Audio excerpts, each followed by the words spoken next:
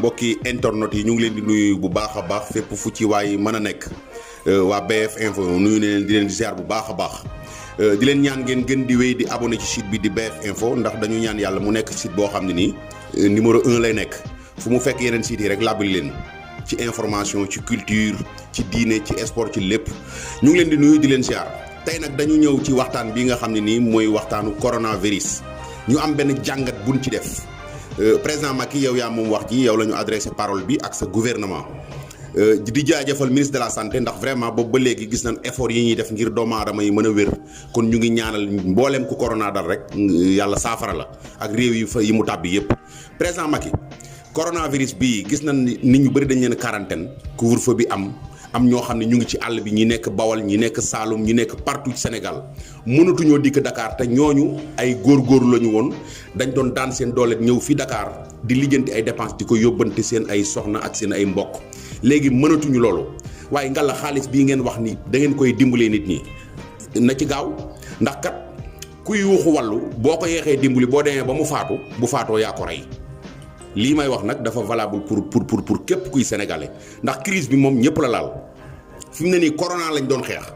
waaye léegi des na tuuti maanaam ab xiif la ñuy xeex Sénégal fépp foo laal fu ne mu ngi metti nit ñaa ngi jàmbat rawatina ñi nga xam dañoo nekk ci àll bi bëgg a ñëw Dakar mënuñu ñëw loolu jaadu na ndax ku ne xam na ni feebar bi moom toog gii nga wax ni ko nit ñi toog moo koy saafara ñëpp ànd nañ ceeg yow rafetlu nañu xalaat bi waaye nag xaalis bi nga débloqué ni da nga ciy dimbali nit ñi mais président Macky gaaw ci. boo yeexee boo matul corona du rey nit ñi xiifay rey nit ñi te yaakaar naa nag boobaa saafara su jur jàngoro lay doon te dootu ko jar am na ñu nekk ci àll bi ñoo xam ne ni tey fii may waxee yow nii amaguñu lu ñu lekk te ndakaaru gii lañ ko yaakaare woon te tëj nañu buntu ndakaaru ni kenn dootu fi dugg kon ñu ngi lay ñaan noo mën a gaawee mu baax tey beneen bi mooy conseil bu may joxe ndimbali yi ngay joxe dund bi ngay joxe pour di ko séddale soo koy joxe na nga ko jox armée bi ñu séddale ko parce que yaakaar naa ne ñooñu dañoo équilibré faruñu fi faruñu fee mais bu ci politiciens yi dugalee seen loxo wala nga jox ko waa goxaat yi boo mooy nañ ko séddalee noo xam ne nii séddale bukki lay doon bii bukki bii njuur bii sàmb bii ki bàyyam deeta loolu ci ñoom ñëpp la jëmaat loolu nag arrangé wul population bi ma lay ñaan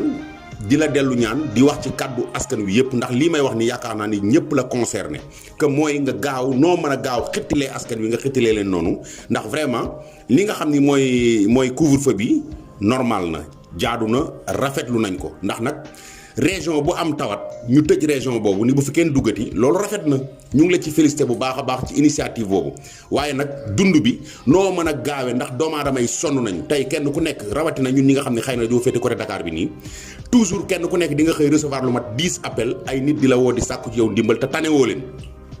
koo tanewul doo ko dimbali léegi nag comme que yow yaa fii suñu président te nee nga débloqué nga benn xaalis pour dund bi ñu ngi lay ñaan di la tàllal loxo loo ci gën a gaawe mu baax ñu ngi lay sant di la gërëm di sant sa gouvernement di leen gërëm ci taxawaay bi li nga xam ne mooy Covid 19 bi di sant Sénégalais yëpp aussi di wax Sénégal nag nañu toog suñuy kër na ko ministre de la santé waxee ndax loolu mooy tax feebar bi gaaw a disparaître yàlla na yàlla jeexal feebar bi ci àdduna bi yàlla wéral ñi ci ñi nga xam ne ñoom la dal ñi nga xam ne ñàkk nañ seen bakkan yàlla yërëm leen ñi mu dalagul yàlla bu mu leen dal waaye président ma fàttaliwaat li tax vidéo bi jóg mooy nu ngeen gën a gaawee ci séddale dund bi dimbali borom kër yi ñu mën a am lu ñu jox seen njaboot nu ngeen ci gën a gaawee rek mu gën